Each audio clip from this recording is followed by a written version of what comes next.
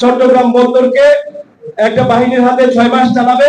নভেম্বরের মধ্যে উনি একটা চুক্তি সম্পাদন করবে ডিপওয়ার্ল্ডের সাথে, এবং ডিপওয়ার্ল্ডের সাথে যে সমস্ত কথাগুলো হয়েছে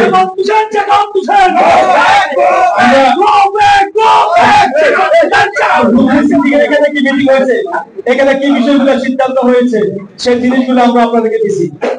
সুতরাং দেখেন প্রত্যেকটা কথাই এখানে ডিপওয়ার্ল্ডের পক্ষে বলা হয়েছে।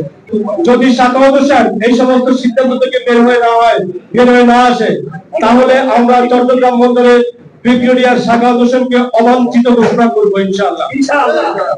এবং চট্টগ্রাম বন্দরে আমরা সরকারের কাছে অনুরোধ জানাবো এই ভদ্রলোককে নৌ পরিবহন মন্ত্রণালয়ের দায়িত্ব থেকে সরিয়ে দেওয়া হোক। এটা আমরা আপনাদের মাধ্যমে সরকারকে জানিয়ে দিতে চাই। তোরা যে যাই বলিস ভাই, আমার সোনার হরিণ চাই। ওরা যে কোনো মূল্যে যে কোনো ভাবে ঘুরে যায় ডিপি ওয়ার্ল্ড, এবং আজকেও বলা হয়েছে ডিপি ওয়ার্ল্ডের কথা, আজকে টুডে।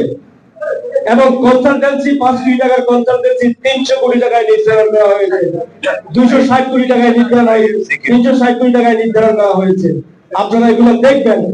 আমরা প্রত্যেকটা প্রজেক্ট আপনারা দেখেন, বাংলাদেশে এখন রডের দাম কত? দেশ জুড়ে তোলপা। ওয়ালজ এন্ড ফ্রিজ কিনে আপনিও হয়ে যেতে পারেন মিলেনিয়ার। 100 টাকা ভ্যাট, 100 টাকা ভ্যাট ট্যাক্স যুক্ত করে এটাকে আপনি 200 টাকা করতে পারেন। প্রফিট কাস্টমার কন্ডাক্টরের মানে প্রফিট অ্যাড করে আপনি এটাকে 200 টাকা করতে পারেন। সেখানে 500-1000 টাকায় নির্ধারণ করা হয়। কেন কেন করা হয়? যে একটা বিশেষ কোম্পানিকে দেওয়া হবে, টাকা পয়সা তারা এখান থেকে সবাই ভাগ বাটোয়ারা করে খাবে। আমাদেরকে বলা হয়েছে যে আমরা অমুক জায়গা থেকে টাকা খাই আন্দোলন করতেছি, তমুক জায়গা থেকে টাকা খাই আন্দোলন করতেছি। আমরা কর্তৃপক্ষের যে সমস্ত কর্মকর্তারা এই সমস্ত কথা বলেন, তাদের উদ্দেশ্য করে বলতে চাই, তাহলে কি আপনারা ডিপিওয়ার্ল্ড থেকে ডলার খেয়েছেন? আপনারা কি ডলার খেয়েছেন? আপনারা তো জানেন কারো বাড়ি সিঙ্গাপুরে হয়ে গেছে অলরেডি। আপনাদের ভাই ব্যাপার আছে, আপনারা ডিপিওয়ার্ল্ডের টাকা পয়সা ডিপিওয়ার্ল্ডের সাথে বোঝান। আমাদের চট্টগ্রাম বন্দরকে দিয়ে বুঝাতে আইসেন না। আপনাদেরকে সাংবাদিকদের উদ্দেশ্যে আমি একটা কথা বলি, একটা কথা সবসময় বলা হয় যে ভারতের 5টা বন্দর ডিপিওয়ার্ল্ড চালাচ্ছে। ভাই ভারতের লোকেরা কি অন্তর করছে আপনারা দেখেন নাই? ওরা দেখেন নাই?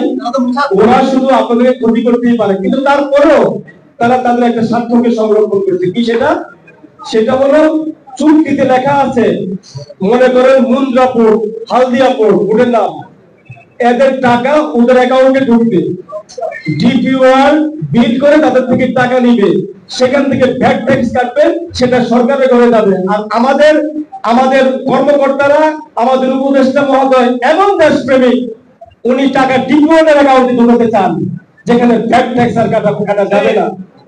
ঠিক আছে? আমাদেরকে এত বোকা মনে করেন না, আমরা সবকিছু জেনে শুনে বুঝে বলি, আমরা অথেন্টিক কথা বলি।